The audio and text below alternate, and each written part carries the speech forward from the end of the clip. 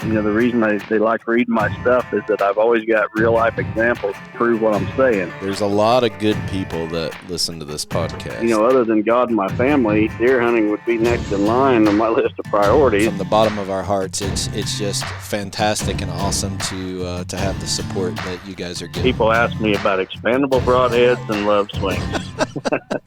Chasing Giants with Don Higgins and Terry Peer. Brought to you by Osseo Camo, nature's most lethal camouflage. Follow along as Don and Terry discuss the techniques, strategies, and dedication needed to harvest one of God's most amazing creations, world-class whitetails. Well, hey everyone, welcome to the Chasing Giants podcast with Don Higgins. I'm Terry Peer. This is episode 197. We're close to that 200 mark that we never thought was even possible, but we're going to air on November 26th, and we just finished up Thanksgiving holiday with our family, so hope you had a great Thanksgiving, Don. I had a fantastic Thanksgiving. The family was here and had plenty to eat. Everybody was doing good, so...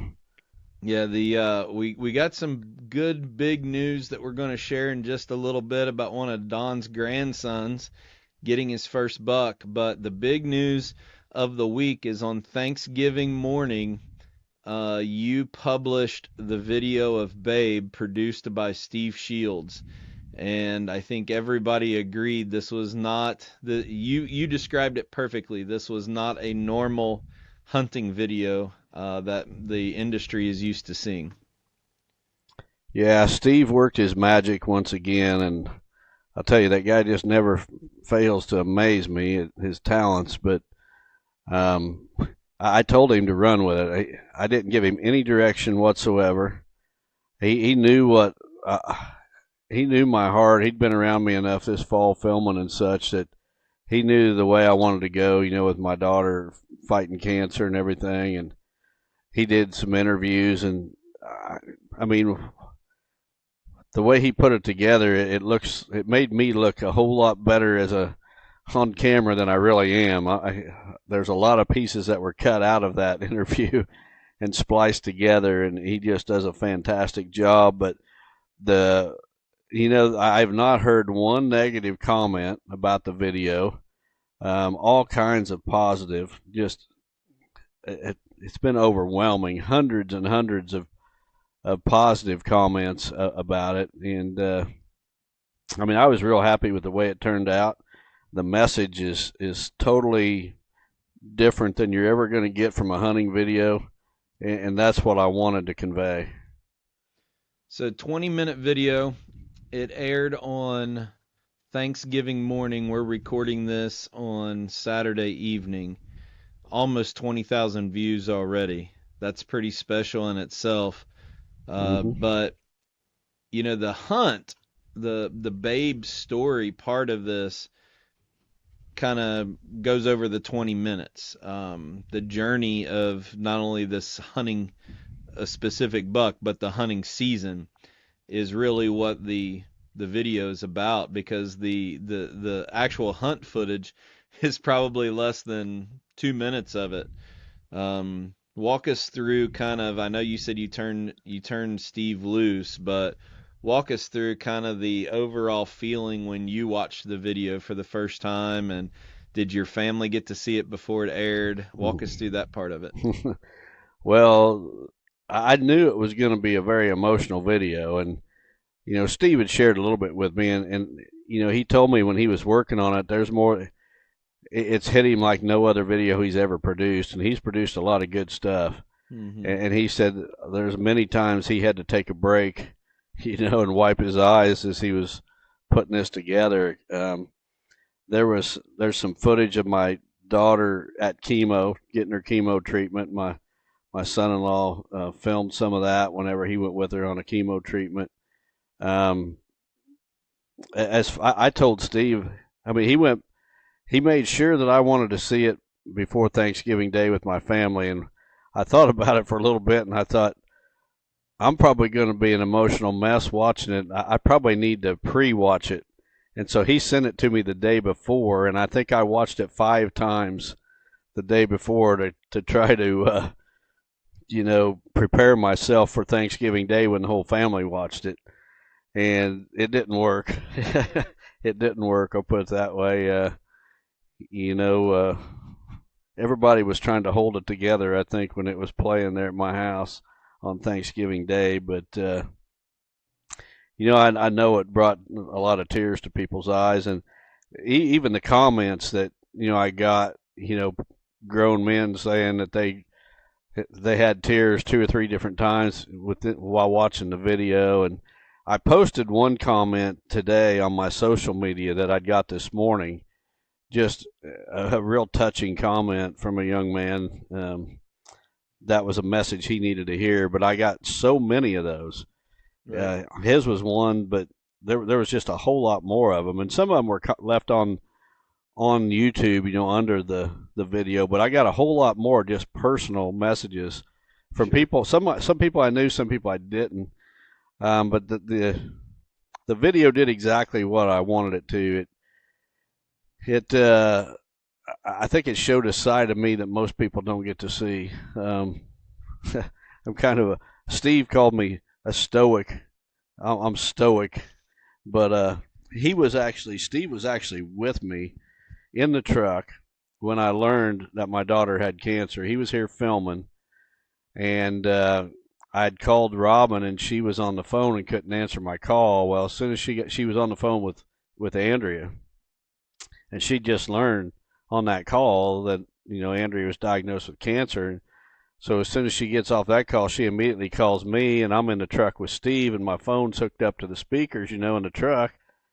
And Robin tells me, that Andrea's got cancer, and I was kind of speechless and numb. It didn't really hit me. The magnitude didn't really hit me at the moment. And Steve told me I'm stoic. I'm a stoic person that doesn't show emotion. And I think a lot of people think that I'm that way, and they don't see much emotion out of me. But there was a couple times on that video I had a hard time holding it together. Well, I got some comments about the whole thing. You and I have not spoken since Thanksgiving morning, and but first I want to thank our friend Steve. The amount of hours and time that he puts in to help us, he's not compensated to the level that he needs to be, obviously, with that. He does a lot of it because he believes in what we're doing. But Steve is a great videographer. He knows his composition, he knows his light.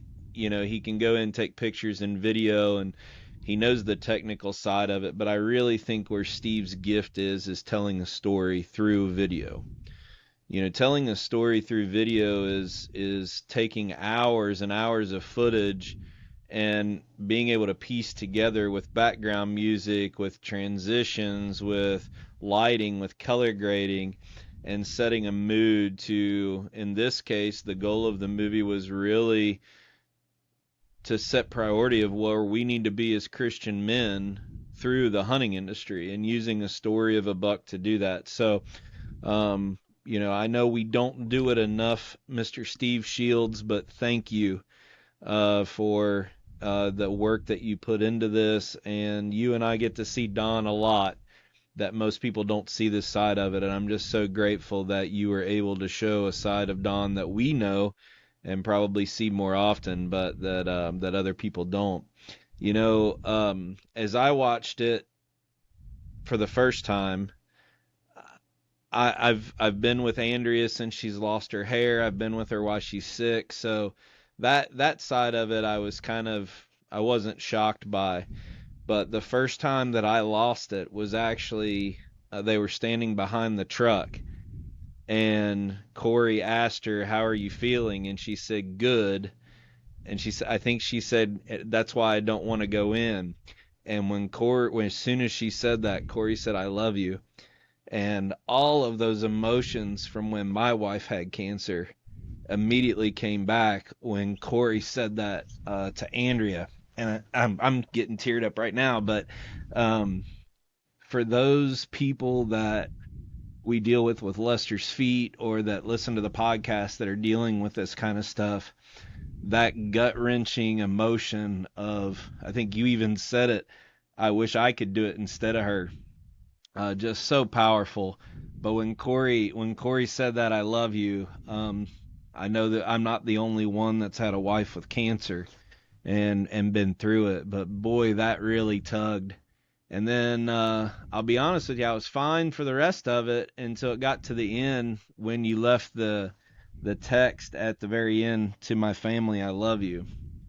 And what a cool opportunity for you through a video like that to really send a message about how much you care for your family. That was pretty special. I'm glad that you could use your passion of deer hunting to really publicly, send that message and a appreciation to all of your family. I know that had to be special for you.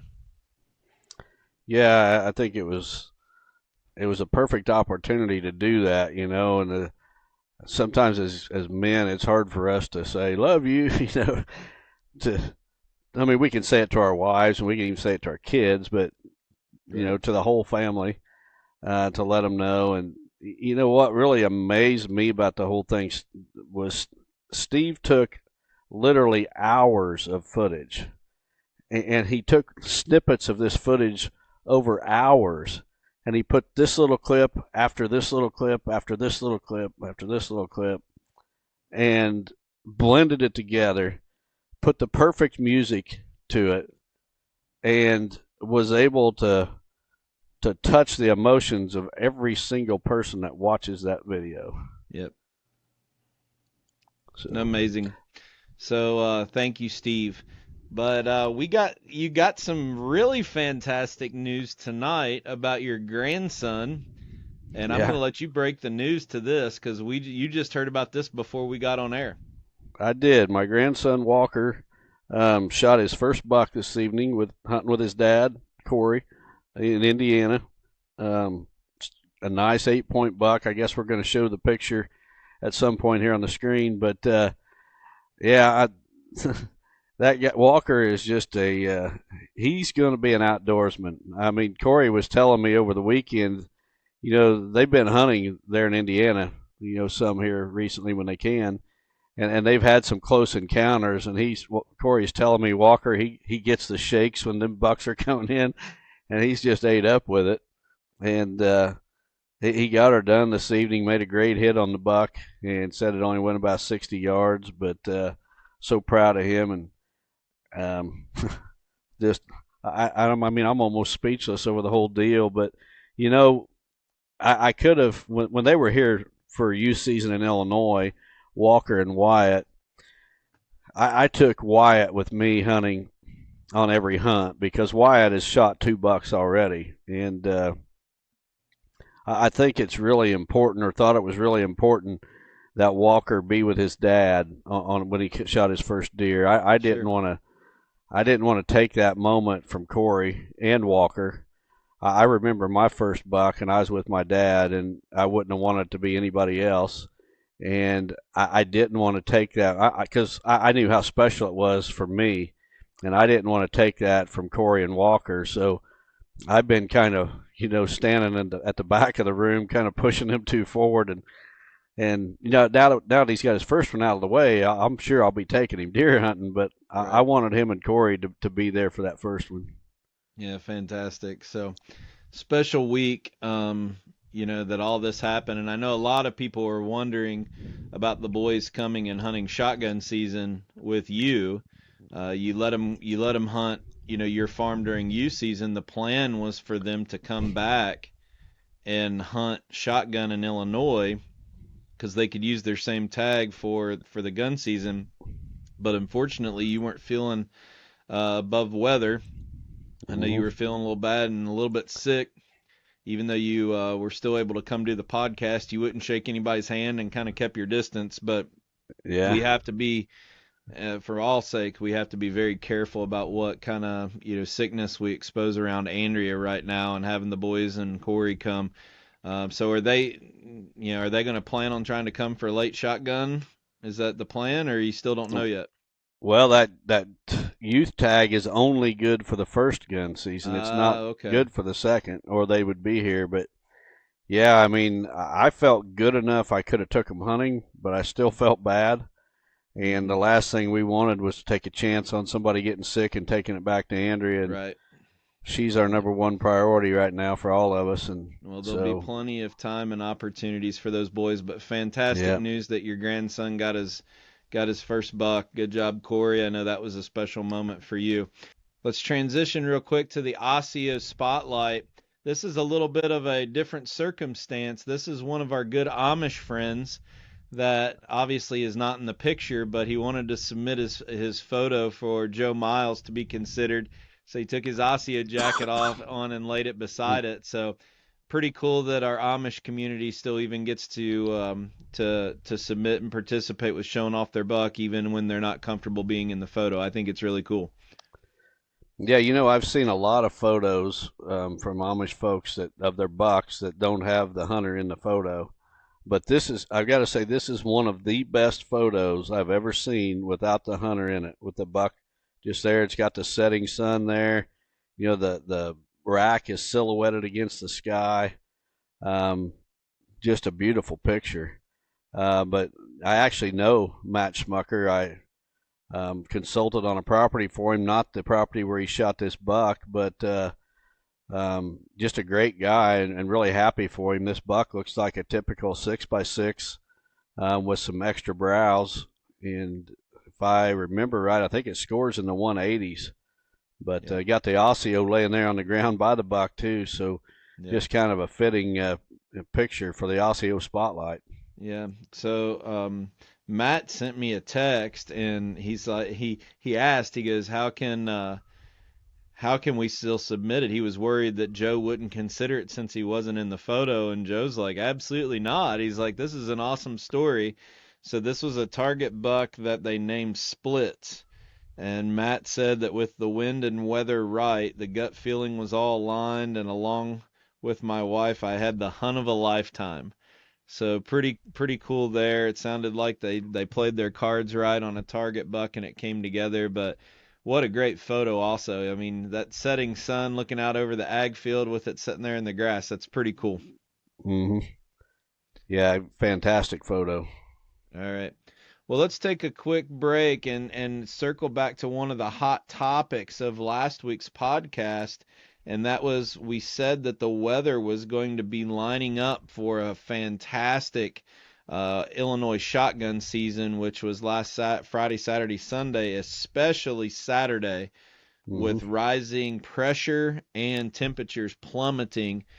Let's talk a little bit about how many big bucks were killed.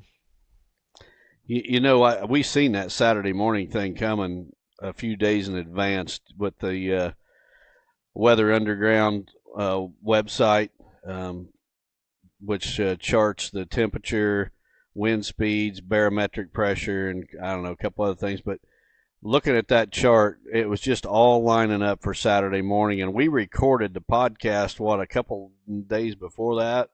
Thursday night, I believe. So we seen that Wednesday coming. Thursday. We predicted how good Saturday was going to be, and boy, it didn't disappoint. That was probably the premier day of the rut this year.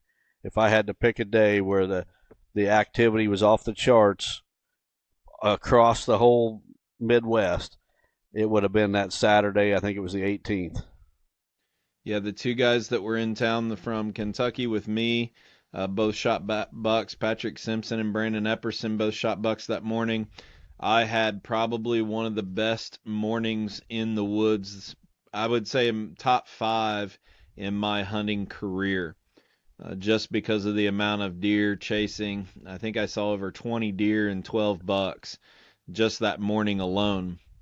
So that whole weekend really set up. I haven't looked in to see what the harvest numbers were for the first shotgun season, if they were high or what, but based on those guys taking their bucks to, like, our good friend Brian Teets at the processing plant, I know he had a lot of deer. I'm guessing that the numbers were really high, but the crazy thing is, watching social media, there was a lot of really big bucks killed.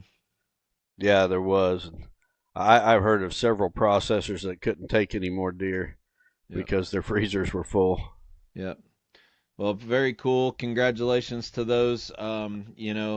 It's kind of interesting because we're coming out of that rut.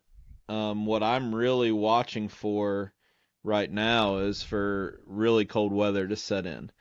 I think you and I both are at the point now that we're hopeful that with our nutrition program that's put in and all the food plot diversity, the best thing that could happen for my property in Kentucky, the property in Illinois, and then your home farm right now with the food programs that we have is for it to set in and get cold and cold for a long period of time. Right. This podcast is going to air on the 26th of November. There's what I'm seeing right now. I've seen it the last 2 evenings. Is these and I've seen it on my cameras the last couple of days as well. I'm seeing a lot of mature buck activity. These bucks are out cruising. The does they're no longer locked down with the does. And in the evenings, these mature bucks are following the does right out into the food sources, the fields where they're feeding. And that's going to continue, I think, for at least 2 or 3 more days. So if you're listening to this on Sunday, there's still going to be 2 or 3 or 4 more days of good hunting. Now, as we go through next week, each day is going to be just a little bit worse than the previous. It's going to taper off, and those bucks are going to lay up, as they often do in early December, recoup from the rut a little bit, and then that cold weather is going to be the key. You hit that perfect, Terry. So talk a little bit about your rut report. How long will that continue to go? I assume you're still doing that. Yeah, I posted one this evening, but that's the last one I'm posting. I explained why. I think things aren't going to change much from day to day, and I explained what, like I just did here, that the pattern we're on, where these bucks are actively searching for does during daylight hours right now, and that's going to taper off across the next week. A week from now, when we record next week, it's going to be a totally different story. Right. All right. So before we move on, I want to make a couple comments about something different. But while we're talking about the rut report, let's segue over to the Whitetail Master Academy. I think you put some promotional stuff out there for Black Friday, and talk a little bit about that. Let people know what's going on. They might be able to save a little bit of money, and for how long? Yeah, we've got a sale going to the end of the month, and to be honest, I don't even remember what the percentage off is, but if you go to the Whitetail Master Academy website, just simply whitetailmasteracademy.com, you can learn more. You can also see some free videos on there, get a good feel for what we have to offer. But we put a new video out every week. All the old videos that we've ever produced are on there, so that you can refer back to them. You can watch every video that we've ever put on there. You can give this as a Christmas gift or whatever. And one of the big selling points is that members get discounts on certain products. So I know Quiet Cat Bike, remember they had the 40% off Quiet Cat bikes here for members only. Well, it was also our consulting clients, but one of the reasons we started the Whitetail Master Academy was I get so many comments from people that cannot afford to have a consultant come to their property. So one of the things we do is we produce property design videos. Steve Shields goes with me on consulting visits, and we do it across the country, different states, different size properties, real big ones, real small ones, everything in between.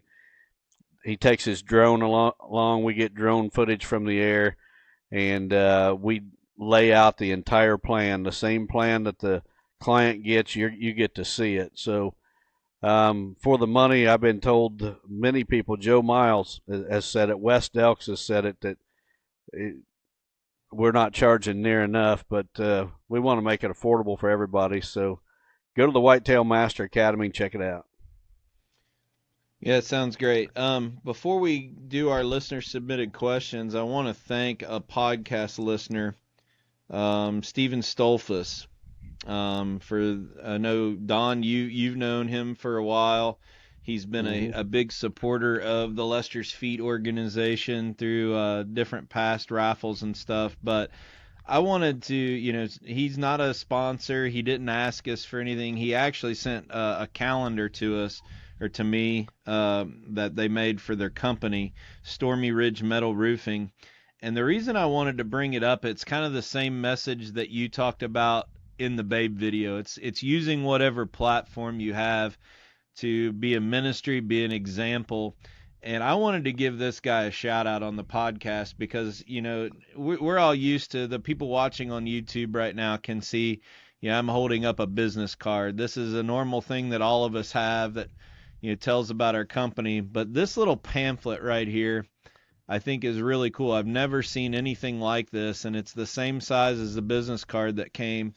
And what I like so much about it is he's defining his company and service standards, but he's also using it as a ministry. So he has outlined 12 different core values that he runs his company by. And not only does this is it a marketing tool for his company, but I think it's also a great witness. You know, it talks about being cleanliness on the job site, being attentive, taking ownership in your work, going above and beyond, being peaceful, respectful, positive, prompt, showing value, being an inspiration, and also treating others as you would. I just think what a great example from Stephen. Thank you so much for sending me the calendar, but I know you didn't ask for this, but this is what I'm talking about. When you can use whatever you're doing in life to set an example and help others, whether it's just, you know,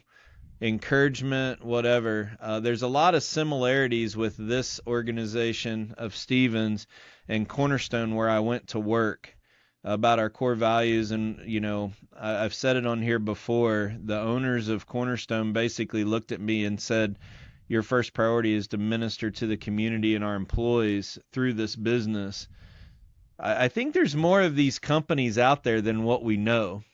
And how cool is it that everybody kind of rallies together? Stephen actually bought a piece of equipment from Cornerstone. He's in northern Indiana from this week, and I so appreciate, he probably even paid more for it than what he could after the shipping and everything, but he wanted to support me and our business. And I just think it's so fantastic that faith-based conservative organizations that want to do business the right way network together like this. Just so I wanted to give Stephen a little bit of a shout out on this. He's been a blessing to me, and I hope that that little shout out. So for people looking for roofing around the Indiana area, I don't know how far he travels. Give Stephen a call if you're looking for that. The office number is 765-576-1436. They're in Lynn, Indiana. So I know he didn't think I would do that, but somebody sets an example like that, I want to showcase him a little bit. I actually know Stephen, another consulting client. I've met some of the greatest people consulting, and we're going to talk about another one at the end of this podcast. But Stephen made a huge contribution to the Lester's Feet raffle that we had a couple years ago. Just a great guy, and you know, you're getting to see what I've known for a couple years now is, you know, his values. He does business the way he lives, and I think you're right, Terry. I think there's more of these businesses out there than we realize. But the thing of it is we seem to, and that's how we try to run our businesses. We seem to kind of attract the same type of mindset. I think in business and in life in general. You know, we typically hang around people that have the same values that we do, and we like to do business with companies that have the same values we do.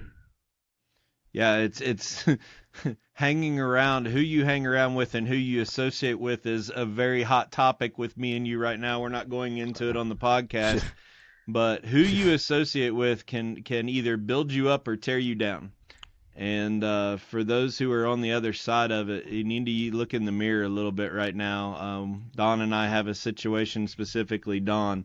Instead of getting mouthy about it on the podcast, we're just going to pray for a young individual that's got some important decisions that they have to make, and hopefully some things change. But thank you, Stephen. You know, Cornerstone has obviously been a big risk. I shouldn't say risk, that's the wrong word, but a big move in my career. And I hope to use that as also a blessing for the hunting community. and with our land consulting clients, the Whitetail Master Academy. So we're going to figure out a way to add discounts on equipment through this. Obviously it's something that I have at my disposal to be a blessing to those people who support us with our, company outreaches. So I'm going to be able to do that. So we'll announce that as we get a little bit further along. I'm already talking to Wildlife Farming about how we can work together at it. So hopefully have some news on that. So you ready to go to our first question of the week? I'm ready. And the first one comes from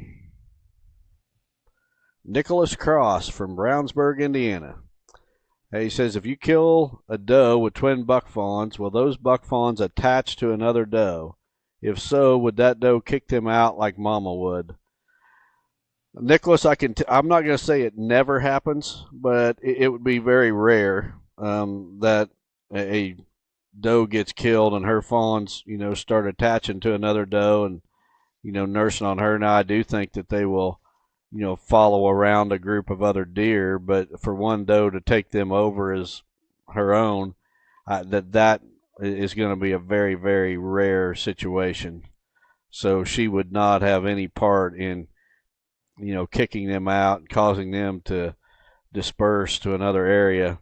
Although, they to some degree they might anyway, but that maternal aggression is not going to be there. Don, talk a little bit about, I don't think we've ever talked about this on the podcast. When does a fawn actually wean off the mom? Late winter, typically. This time of the year, a lot of fawns are still nursing, but are they? Yeah, we start getting into like January. They'll naturally wean off. Because my head's going at, when you're in lockdown is when there's fawns out in the food plots eating with no mature does around them. Right. Because that buck's already pushed them. So they're not completely dependent once we get to this, November comes around. They're not completely dependent on the mother at that point because their mom's off being bred for the next year. They're at the food plot every night. So I was wondering, when they stop really needing the mom to survive. Well, at 3 months of age, they can survive on their own pretty easy. And probably a little bit before that under ideal conditions. But, if they're born the 1st of June, by the 1st of September, they could survive on their own easy enough. Gotcha. Yeah. It's an interesting topic, especially as we approach late season and people are trying to do their doe management. And we've talked about the twin buck fawn philosophy here on the podcast quite a bit. And I think it's a great question for this time of year, don't you? Yeah, yesterday evening I was sitting in a stand and a group of does, well, actually there was just 4 of them. It was 2 does and 2 fawns came out, and I got the binoculars out and I started looking those fawns over, and they were both button buck fawns.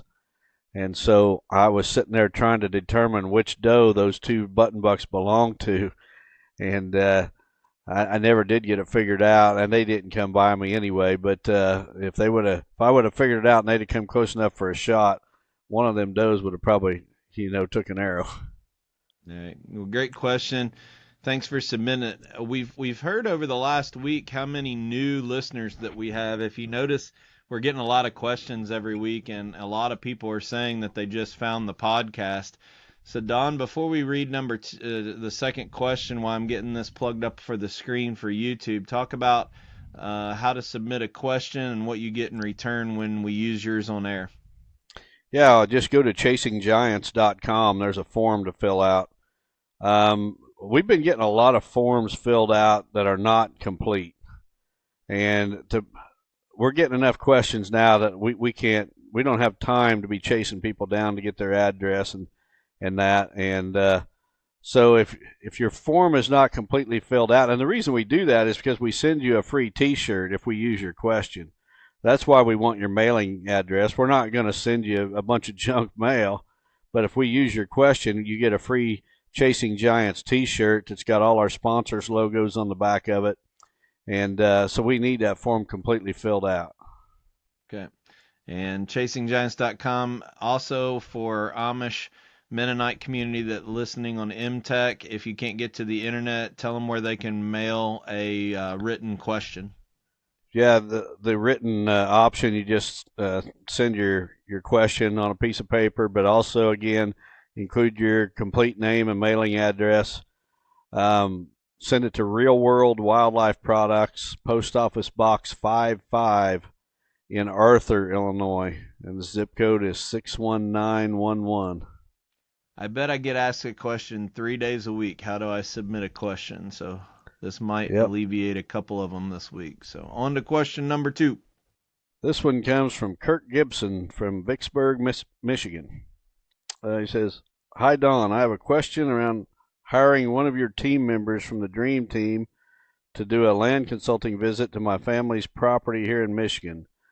I know many listeners can probably relate to my question, so I figured it was worth asking.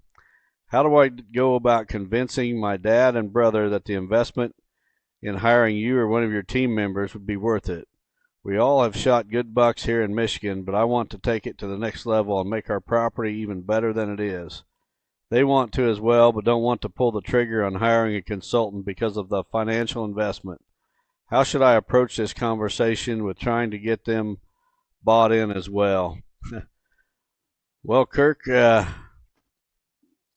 I'm not a very good salesman. You're asking me to sell my own product here, and I'm one of them guys that you either want it or you don't. If you don't, I'm not going to try to talk you into it. So, you know, it really comes down to a couple things. First of all, your finances. There's some people that it's just not a good investment. If you've got to, take money away from something else more important, it's not a good investment. If you've got to save your money over a long period of time to hire a whitetail consultant, you would probably be better off doing something else with that money. Just being honest. In that case, maybe you should just join the Whitetail Master Academy and watch some of those videos for a fraction of the cost, and you can apply some of that to your property. But, if the finances are there, the thing that the selling point could be, we've invested all this money in land, probably hundreds of thousands of dollars if it's a very sizable piece at all. And what you're going to pay for a consulting visit is probably about what 1 acre of ground would cost you. So think about it. If you've got an 80-acre property, for the cost of one more acre, you might shave 10 years off the learning curve on that 80-acre piece. And instead of, going through 10 years of trial and error, within a couple years, you're shooting the kind of bucks you want to shoot. So I'm not going to give you the hard sales pitch. You need to weigh the positives and the negatives. Negatives being it's going to cost you a chunk of money. Another negative is you might hear some things you don't want to hear from one of the consultants. They may tell you you're doing everything wrong. You need to just totally scrap what you're doing and start over. And that can be a tough pill for some to swallow. Another negative is, and I think in your situation you've got this, is that you've got multiple hunters on the same property. If you don't have buy-in from everybody in the group, one person can ruin the whole plan. So you got to have buy-in from everybody. But if you do have buy-in, if you do have the finances to do it, then the selling point needs to become these guys can come in and overnight basically give us a plan that will shave several years off the learning curve and have us shooting the biggest bucks on our property in short order. Yep. Great question, great answer. You don't want to chime in on that one, Terry, being a consultant? Well, I think you answered it perfectly. I have a hard time. I don't even like sharing pictures of my consultants' bucks because I don't want to make it about me. I want to make it about them. So, I congratulate them and share in that success. But it really comes down to how quickly do you want to get where you need to go. And your statement that you made that sometimes it's a hard pill to swallow. This gentleman said, we've already killed good bucks, but we want to take it to the next level. Sometimes you need a fresh set of eyes to change or take something to the next level, or else you're just going to resort in the way you've always done it.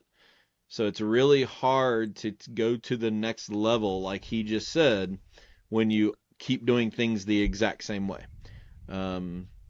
That's where having an outside set of eyes and the other thing we try to do is the sponsor discounts that you get when you hire us pretty much offset the cost of us.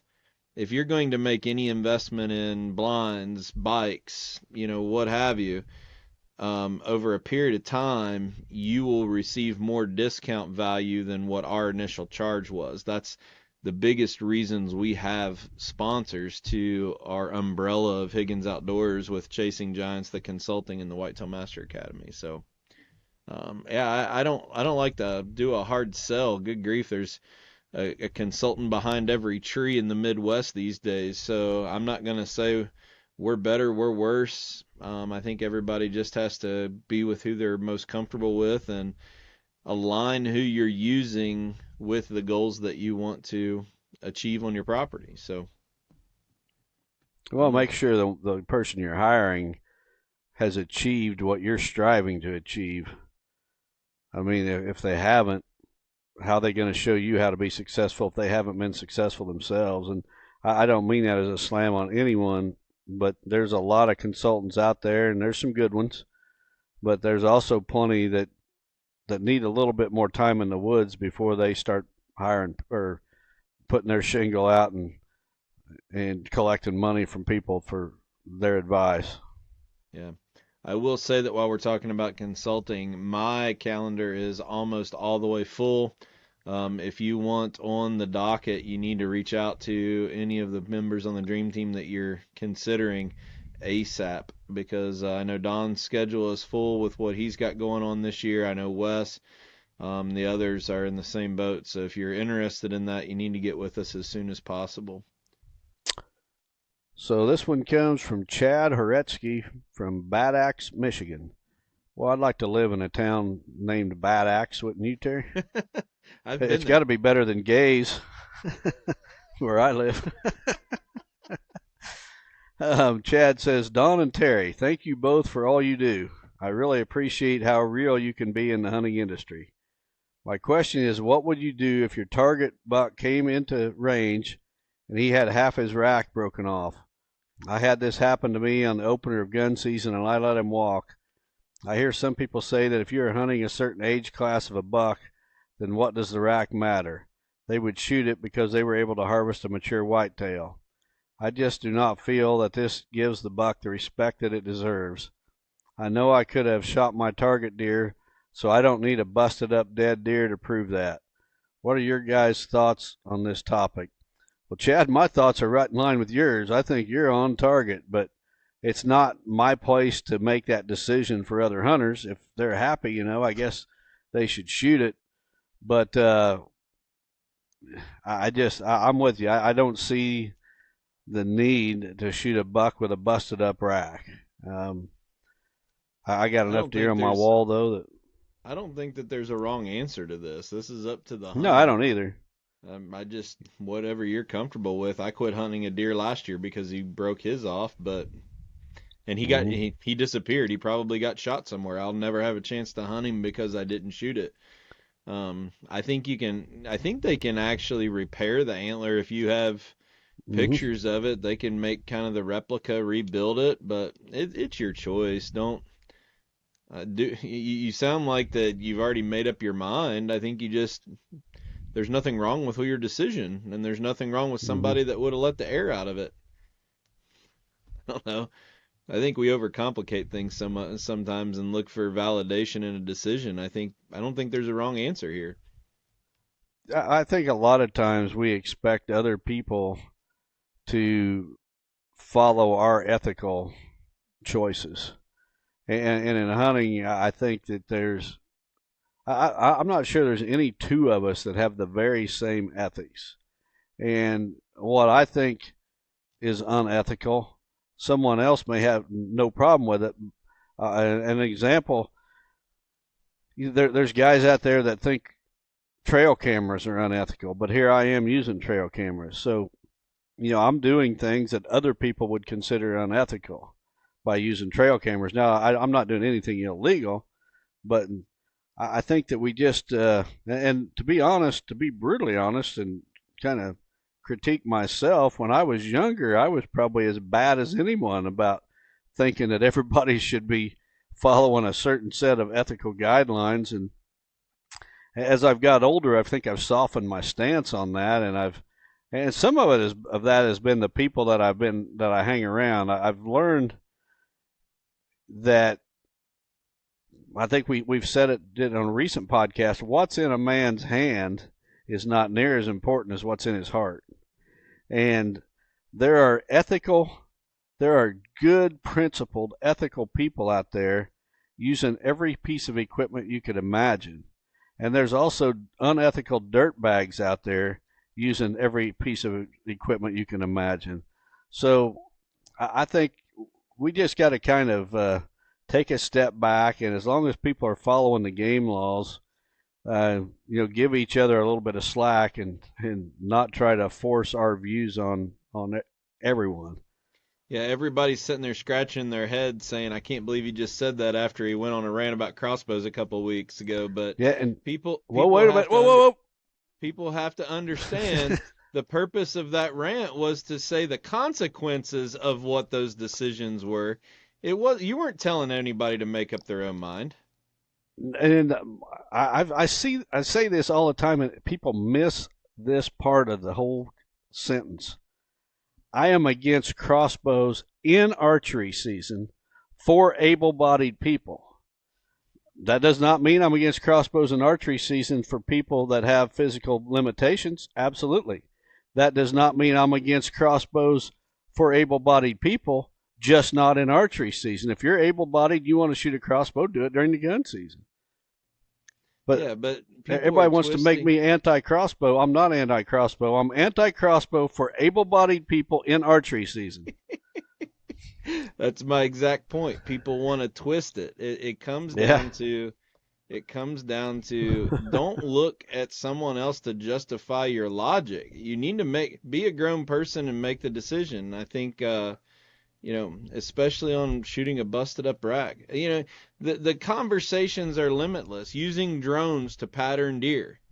There's people that listen to this podcast that are passionate about using a drone to fly over, pieces of property to figure out where deer's bedding at. And my opinion's completely opposite of that. But that doesn't mean I'm going to say that that's wrong. It's just what you feel is right for you. And I want everybody to know, I called a gentleman today, invited him to hunt on my farm that I know is going to bring a crossbow. And you know what? It doesn't bother me whatsoever. Nope. So you guys that want to get on social media and blast Don Higgins because he's anti-crossbow and I'm never supporting, I won't listen to Chasing Giants because Don Higgins don't like crossbows, blah, blah, blah. I got an opinion, but that doesn't mean I don't respect your right to have your opinion. And it can be totally opposite of mine.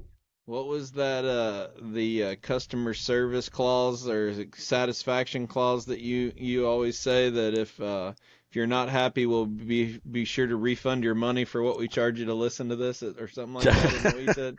Yeah, there's a full refund if you're not happy. That's what we say.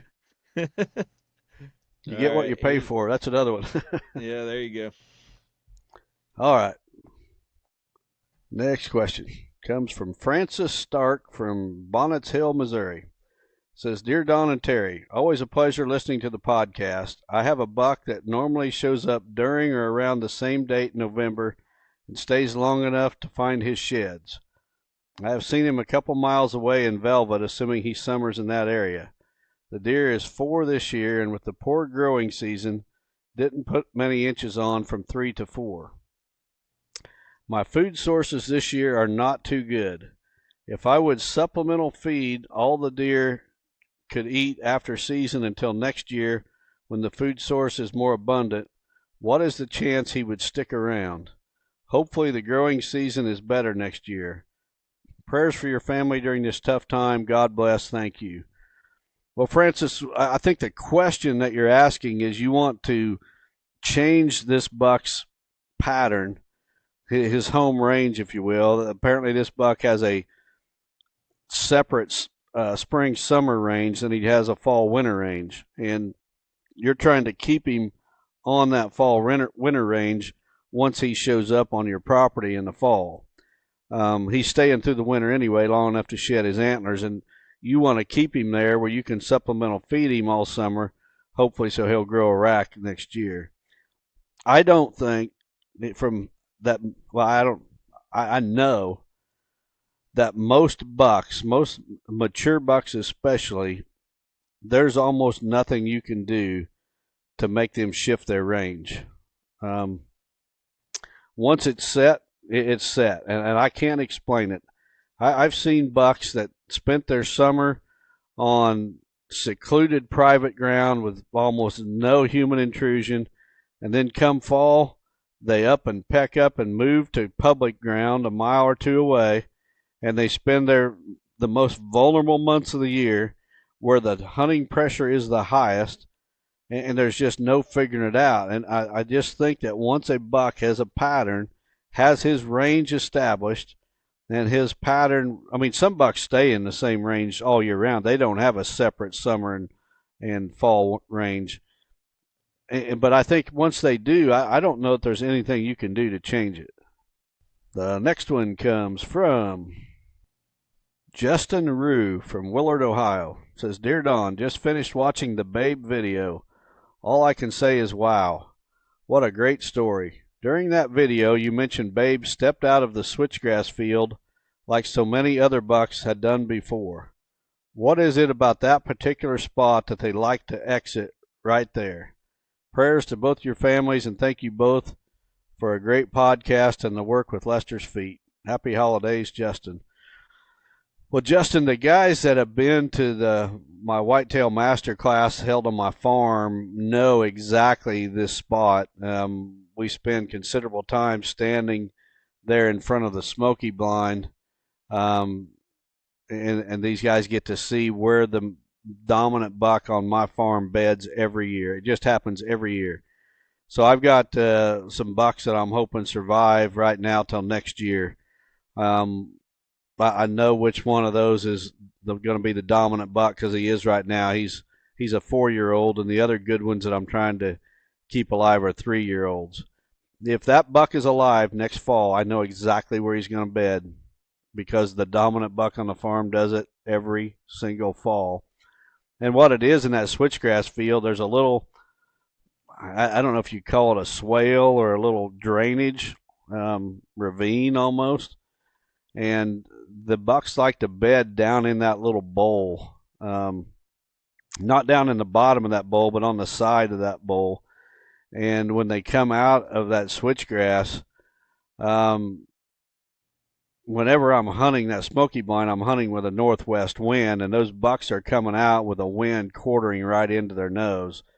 They like to bed there because of the security that's afforded them there. It's kind of down out of the weather too, so I'm sure it can be a very, very windy day, and a buck that's bedded in that switchgrass in that bowl is out of that wind. And then when he does get up to move before dark, he's moving with a quartering nose wind, which is something that a mature buck would be comfortable doing, and that's why they do it. And it's a pattern. I promise you, if you guys haven't seen the Babe video yet, there's other bucks that I've shot right here at this same spot. I'm thinking Smokey was shot at this spot. That's why we call it the Smoky blind. The 6x6x6 buck was shot at this spot. My niece Sydney shot a really good buck out of this spot a few years ago. We did a video on. I shot the 10-year-old out of that blind. Yeah, there's just a bunch of bucks that have been shot out of this spot. Now, they weren't all doing the very same thing, but the ones on the afternoon hunts were just about all doing the same thing. They were coming out of that switchgrass with a... Yeah, the year we passed Mel, the video footage, Yep. He walked out the exact same place that Babe did in the Babe video. You can go back and compare the Mel video when you passed him and I was running the camera to the Babe video, and it's the exact same spot where they came out. Yep. We are going to, when Steve Shields shows up next time, we're going to do a switchgrass video on switchgrass myths. because there's so many fallacies out there being promoted about switchgrass, and I can blow them away, and I'm going to blow them away with video footage of mature bucks. I'm not going to be spouting opinions like some of these people do. I'm going to show you multiple mature bucks doing things with switchgrass that people say they won't do that in switchgrass. Switchgrass is a pure stand of switchgrass is too thick. You need to diversify and blah blah blah and some other things that I won't get into here because I don't want to spoil the video. But there's going to be video footage of multiple giants in the switchgrass, and I'm going to blow away some of these ideas that are being promoted out there. Get your subscription to the Whitetail Master Academy to see it. All right, last question of the night. This one comes from Jacob Schulte from West Point, Iowa. Says, thank you both for the great podcast. Thoughts and prayers for both of your families through all the challenges and changes. If there's a video for this or previous podcast, sorry, and please let me know. I didn't know what your guys' window management is in your 360 blinds, such as when do you open them? Do you open some early where you expect deer? Do you wait until you see deer, etc.? I do have 360s. I know everyone might not. P.S. Ed Weaver is a great guy. Just so people know, Ed Weaver is like the Midwest distributor for 360. So I now have, what do I got? 1, 2, 3, Trying to count. 4, 5. I got 2 new ones. 6. Well, I got 6. 6 on the home farm. I think I got 6 or 7 360 blinds, and I've had them 7. for several years now. Typically, when I enter the blind, I'm going to open at least 2 windows where I would most expect to be shooting out of. I've got a camera arm mounted to the side of the inside of the blind that I stick my camera arm on, and I usually first thing I do when I get in there is I put my camera arm in that mount that's screwed to the wall and get my camera pointed out one of those 2 windows that I'm most expecting to get a shot out of. Typically, I will leave those 2 windows open. If it's really hot, I may open others, but I typically leave those 2 open. If it's got to be really, really cold for me to leave the windows shut. The one good thing about the 360s is they've started having double windows. So, you know, the windows are tinted on those, which is great until you get down towards dusk, and then, you know, it's darker in that blind, and you're looking through that tinted glass, and you can't see very well. Well, now they have double windows, so they got the tinted window, but they got a clear pane, so you can open up the tinted part and still have a clear window there to seal in your scent, or also to hold in the heat if it's cold out. So that's an option that I really like. And the new blinds, some of my blinds I've got on my property have that, some don't. But that's typically what I do. But I'll say this: those windows are the best window system out there by a long shot. And more than once, I've had deer in front of me within 20 yards, and I've been able to open those windows quietly without, you know, spooking a deer whatsoever. So that's kind of how I do it. Yep. All right. Well, fantastic. That's the last question of the night. We're going to, as we close the podcast out tonight, we're going to talk a little bit about another situation, ask for prayers. But before we do that, I didn't ask you about this. Did you get a text message from our friend Amber Harrison today? I got one from Andy. Okay. So I got text messages from both of them. Amber killed a buck. I believe that they've been tracking since 2017-18 on a property. So congratulations. Amber and Andy came to the master class. We got to go out to dinner with them afterwards. They've become really good friends and supporters of the podcast. So I love seeing that picture of her cheesing up behind that big old mature buck last night. So congratulations to them. Yeah, they stayed for church when they came to the class. They stayed and went to church with us the next day, and I think this is Amber's second buck of the season, actually. I So, believe so. and she's got an Iowa gun tag here. What is that, next week, Iowa gun season? That's So next weekend. she may kill 3 giants this year. All right. Well, to close the podcast up, I'm going to share my screen and let Don talk for just a little bit and close out the podcast as we go. So we appreciate everyone's prayers and concern for this family that we're going to talk about now. Yeah, folks, I got a very special prayer request that I wanted to put this at the beginning of the podcast, but the more I thought about it, I didn't want anybody to forget by the time the podcast ended to pray for this family. A few years ago, I did a consulting visit for a gentleman in Missouri, Kyle Birch, and as so many of my clients do, Kyle became a very good friend of mine, and we are in constant contact. You know, there's hardly 2 days in a row goes by that we don't get a text, or we text each other. We even have become business partners, but just this past week, Kyle lost his son, his 27-year-old son, Hunter, and very, very tough situation for this family. You know, here we are at Thanksgiving, and, you know, most of us are sitting around being thankful for whatever, you know, that our families, you know, still all together and everybody was able to show up for Thanksgiving or whatever. And this Thanksgiving season, Kyle and his family are going through the worst nightmare that I can ever imagine as a parent.